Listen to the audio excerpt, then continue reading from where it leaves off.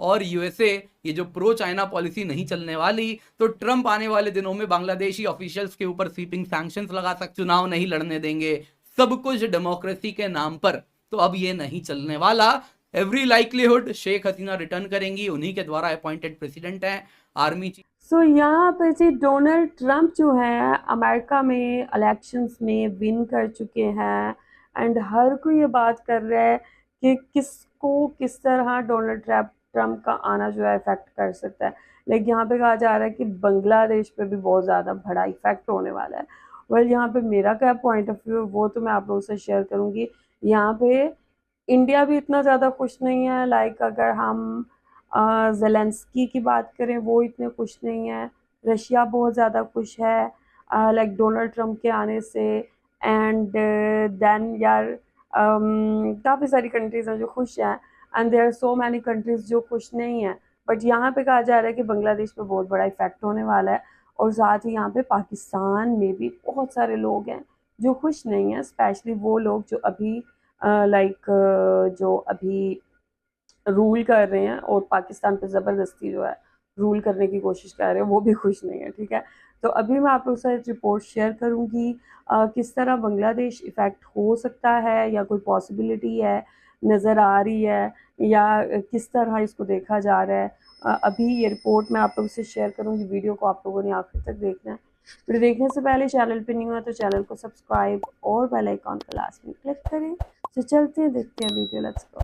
दोस्तों ट्रंप चुनाव जीत चुके हैं और इसके साथ इन्होंने अपना एक विक्ट्री स्पीच भी दिया है, जिसमें उन्होंने कहा है गोल्डन एज ऑफ अमेरिका वापस लाएंगे। इनको दोस्तों बधाई संदेश भी आने शुरू हो चुके हैं। हालांकि अभी भी ऑफिशियली अगर आप देखें तो विक्ट्री डिक्लेयर होने में थोड़ा समय लगेगा, लेकिन ये जीत चुके हैं।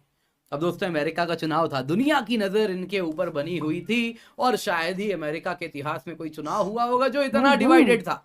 लेकिन दोस्तों इस चुनाव में सिर्फ ट्रंप नहीं विजयी हुए हैं, ट्रंप के विजय के साथ और भी कई लोग यहाँ पर खुश हैं। यार मैं भी आप खुश देख हूँ। सकते हैं दुनिया के कई खेमों में एक तरफ खुशी देखने मिल रही है, फिर वो वेरी पुतिन वेरी हो, हैप्पी। नेतन्याहू हो, या भारत ही अगर आप देखें तो नरेंद्र मोदी जी ही क्यों ना हो। पर दोस्तों यदि यहाँ पर खुश खुशी नहीं है है तो यार। कहीं पर विलाप भी इस वक्त देखने मिल रहा है।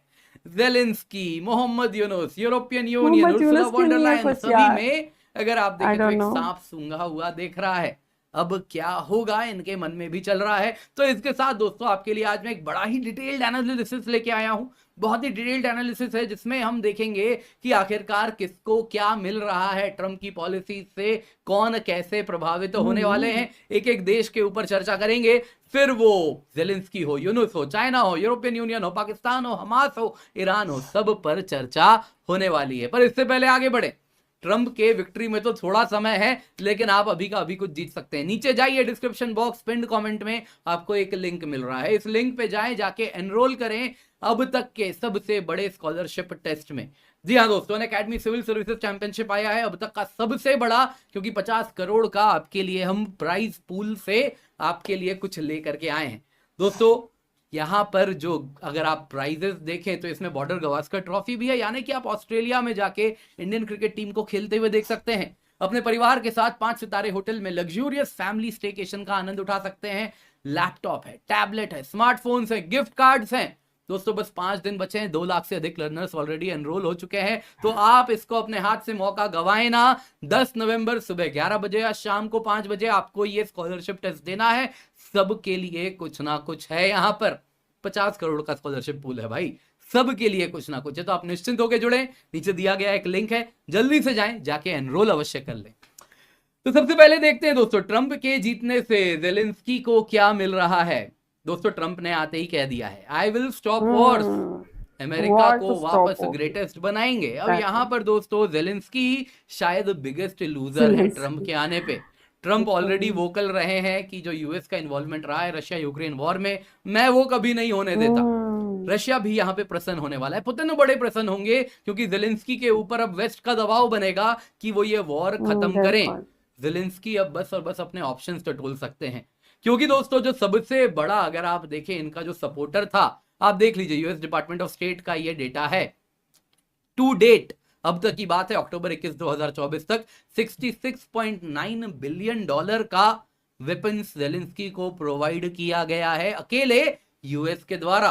अब दोस्तों इतना बड़ा एड यदि कट हो जाएगा तो जेलेंस्की को तो दिन में तारे दिखेंगे ही। हालांकि ये काटना भी इतना आसान नहीं होने वाला है, क्योंकि ट्रंप के ऊपर भी यूएस डिफेंस इंडस्ट्रियल कॉम्प्लेक्स का प्रेशर होने वाला है, क्योंकि एंड ऑफ द डे ये पैसा जेलेंस्की के पास, यूक्रेन के पास लोगों तक तो नहीं पहुंच रहा था। End of the day US weapon systems ही खरीद के उनको दिया जाता था, तो ये पैसा यूएस डिफेंस इंडस्ट्रियल कॉम्प्लेक्स में ही जाता था। तो इसको बंद करना होगा, तो जेलेंस्की के लिए काफी बड़ा यहाँ पे अगर आप देखें तो एक सपोर्ट कट हो जाएगा। तो यूएस के सपोर्ट कट होने के बाद अब जेलेंस्की ऑप्शंस टटोलेंगे, क्या उनको यूरोपियन पावर सपोर्ट कर पाएंगे? सच्चाई तो यह है दोस्तों, वो खुद बड़े कमजोर हो चुके हैं और उनके ऊपर भी ये वॉर थोपा गया था। उनकी खुद की economy it has gone for a toss. जब से रशिया यूक्रेन वॉर हुआ है उनके एनर्जी सप्लाईज कट हो गए हैं। Germany manufacturing economy cheap Russian gas पे सरवाइव करती थी, रशियन गैस ही बंद हो गया है। अब वो वही एनर्जी महंगे कीमत पे खरीद रहे हैं, भारत से लगभग 2 गुना कीमत पे खरीद रहे हैं। तो कब तक ये सस्टेन होगा, मैन्युफैक्चरिंग कब तक चलेगी? हालांकि दोस्तों यहाँ पे अगर आप देखें तो एक बात हमें जाननी होगी, Russian security council deputy chairman Dmitry Medvedev ने मार्च 4 2024 में एक मैप निकाला था, जिसमें कहा था कि ये जो टेरिटरी है इतना रशिया का राइटफुल टेरिटरी है। अब दोस्तों इसमें अगर आप देखें तो इतने टेरिटरी पे रशिया ने अब तक कंट्रोल बना के रखा है नवंबर 5 2024। तो डेफिनेटली ट्रंप ये नहीं करेंगे कि रशिया को आगे बढ़ने देंगे यहां तक। वो डेफिनेटली कुछ इतनी टेरिटरी जो रशिया के पास है यूक्रेन की, उतने में ही कहेंगे कि डोनेस्क ले जाओ, खेरसोन ले जाओ, ये वाला इलाका ले जाओ, और इसके बाद एक पीस टेबल पे आ जाए। तो जो जहां है वहीं पर एक सीज फायर टाइप होगा और एक पीस अग्रीमेंट आने वाले दिनों में देखने मिलेगी। तो इस तरफ जाते हुए दिख रहे हैं, यानी कि जेलेंस्की जिसके लिए लड़ रहे हैं वो कारण बचने नहीं वाला। अगला यूनुस, दोस्तों डेमोक्रेट्स के ब्रेन चाइल्ड ट्रंप। अगर आप देखें तो इनकी हमेशा से पॉलिसी रही थी फर्स्ट टर्म में कि हमारे पास ज्यादा पैसा है नहीं, तो लिमिटेड पैसा फालतू में दूसरे देशों के यहाँ इंटरफेरेंस में ना लगाया जाए। दूसरे देशों में उन्होंने इंटरफेरेंस से साफ मना किया था। अगर आप देखें तो उस वक्त भी डिपार्टमेंट ऑफ स्टेट बड़ा एग्रेसिव था कि बांग्लादेश में इंटरवीन किया जाए शेख हसीना के खिलाफ, तब भारत ने मनाया भी था ट्रंप को कि कोई जरूरत नहीं है उसकी, हम संभाल लेंगे। दोस्तों यहाँ पे अमेरिका फर्स्ट पॉलिसी के अंतर्गत उनका कहना है कि पैसे बर्बाद मत करो। यूनुस को दोस्तों किसने प्रॉपअप किया? कमला और विक्टोरिया न्यूलैंड वाला जो पूरा का पूरा यूएस डीप स्टेट जिसको लोग कहते हैं, वो जो लॉबी है उन्हीं ने उसको प्रॉपअप किया था। दोस्तों डोनाल्ड ट्रंप ने अपना रवैया क्लियर कर दिया। दिवाली में जो मैसेज दिया उसमें उन्होंने साफ साफ कहा, देखिए बांग्लादेश पूरे के पूरे रूप से केओस में है। तो किसकी बात हो रही है? यूनुस के अंदर की बात हो रही है कि यूनुस ने बांग्लादेश को केओस में धकेल दिया है। इसके आगे अगर आप देखें तो मैं अपने वॉच में ये कभी नहीं होने देता। आप देख सकते हैं ये कमला और जो ने किया ऐसा उन्होंने कहा है। बाकी उन्होंने कहा मैं हिंदूज को हर जगह प्रोटेक्ट करूंगा इन रेडिकल लेफ्ट से।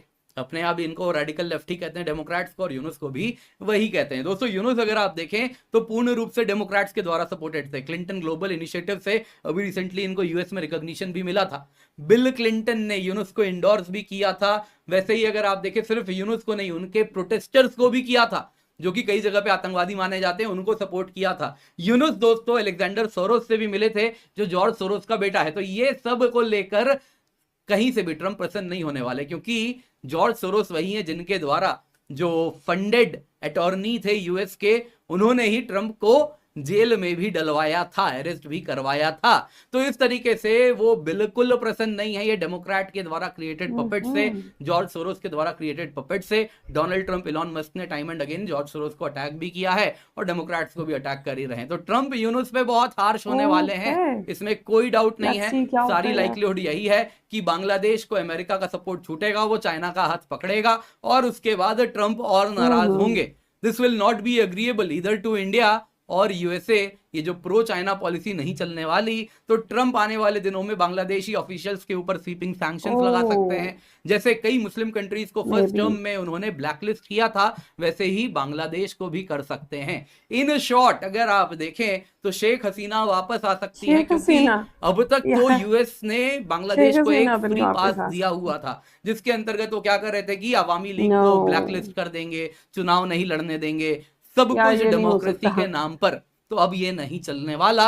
Every likelihood Sheikh Hasina return करेंगी, उन्हीं के द्वारा अपॉइंटेड प्रेसिडेंट हैं, आर्मी चीफ भी उन्हीं के रिलेटिव हैं। तो सब कुछ यहाँ पर गेम पूरा बदलने वाला है। शेख हसीना वापस आ जाए आने वाले कुछ दिनों में तो ज्यादा चौंकना हमें नहीं होगा। अगला मुद्दा दोस्तों इजराइल ईरान की बात करते हैं। अगर आप देखें सबसे पहले तो इजराइल को लेके खास पॉलिसी में चेंज नहीं आएगा, क्योंकि डेमोक्रेट्स हो या रिपब्लिकन्स हो, सभी का अनकंडीशनल सपोर्ट इजराइल को रहा है। हाँ, कमला एडमिनिस्ट्रेशन में क्या होता, इजराइल को सपोर्ट करने में थोड़ा रोना वगैरह ज्यादा होता, नैगिंग अप्रोच होता, नहीं करो नहीं करो, भले पीछे से जो करना है करो, क्योंकि वो इस्लामिस्ट फोर्सेस को वहां पे अपीज करना चाहते हैं। लेकिन ट्रंप के अंदर अगर आप देखें तो इजराइल को सॉर्ट ऑफ फ्री पास मिलने वाला है, उनको टाइम लिमिट दे दिया जाएगा कि इतने टाइम में फटाफट सब कुछ खत्म करो। अगर आप देखें तो ट्रंप के दौरान ईरान के ऊपर मेजर हिट होने वाला है। ऑलरेडी उन्होंने क्रिटिसाइज किया था अपने फर्स्ट टर्म में ईरान के ऊपर, जो जेसीपीओए ओबामा एडमिनिस्ट्रेशन का था उन सबसे वो वापस निकल गए थे, ईरान के ऊपर भयानक सैंक्शंस लगाए थे।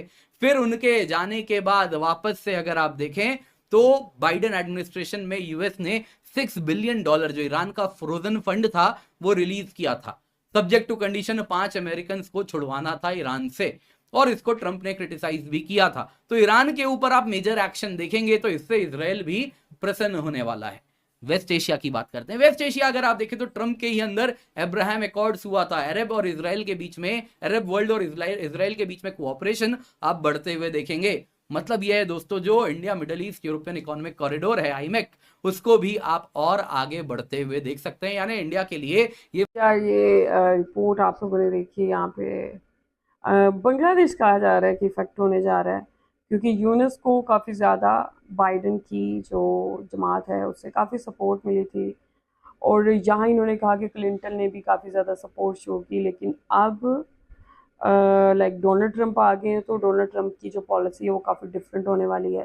तो यहाँ पे डोनाल्ड ट्रंप बांग्लादेश के ऊपर डिफरेंट सैंक्शंस भी लगा सकते हैं, और कोई दबाव जो है डाला जा सकता है, और यहाँ पे बांग्लादेश की प्रो चाइना पॉलिसी को लेके जो इफ़ेक्ट है वो भी देखने को मिल सकता है। वेल, इस बात से मैं एग्री करती हूँ कि डोनाल्ड ट्रंप जो है बांग्लादेश पे रेस्ट्रिक्शंस लगा सकता है, और चाइना और बांग्लादेश की आपस में जो दोस्ती है वो इससे इफेक्ट हो सकती है। वेल, नो डाउट, इसमें कोई भी दो राय नहीं है। वेल, यहाँ भी इन्होंने कहा कि शेख हसीना वापस आएंगी बांग्लादेश। यार, ऐसा नहीं हो सकता, सीरियसली आई थिंक ऐसा नहीं हो सकता। अगर शेख हसीना बांग्लादेश में आती हैं तो शेख हसीना को बांग्लादेश में लाइक एक जो मिलिट्री ट्रायल है, लाइक सॉरी मिलिट्री कह रही हूँ, जो जुडिशियल ट्रायल है उनका वो होगा, और लाइक उनको ज़ाहिर सी बात है जो कुछ उन्होंने किया है अपने माजी में, अपने टाइम में जो भी उन्होंने क्राइम्स किए हैं, ज़ाहिर सी बात उनको फेस करने पड़ेंगे। अब ऐसा तो नहीं हो सकता ना यार, एक क्रिमिनल को उठा के बांग्लादेश में प्राइम मिनिस्टर लगा दे, सो इट्स नॉट पॉसिबल। और बांग्लादेश में जो चीफ आए हैं वो बहुत भरे एक यार क्या कहेंगे इसे, बहुत बड़ी तब्दीली के बाद आए हैं। तो ऐसा नहीं हो सकता कि यार स्टूडेंट्स ने जो लाइक सेक्रीफाइसेस किए हैं कि उसके बाद उसको बुला के जो है वापस शेख हसीना जो है उनको प्राइम मिनिस्टर बना दिया जाए, तो ऐसा होना पॉसिबल नहीं है। वेल, आप लोग क्या कहेंगे यार, आप लोगों का क्या कहना है इस हवाले से? क्या मोहम्मद यूनुस इस चीज़ को लेके इफ़ेक्ट होने वाले हैं, और बांग्लादेश और चाइना की जो दोस्ती है वो किस तरह इफ़ेक्ट हो सकती है? आप लोग इनकी बातों से एग्री करते हैं, मेरी बातों से एग्री करते हैं? जो भी कहना चाहते हैं लास्ट में बताएं कमेंट सेक्शन में। वीडियो को लाइक और शेयर करें, अपना ख्याल रखें, प्लीज़ चैनल का भी। I will see you till then, take care, Allah हाफिज़, बाय बाय।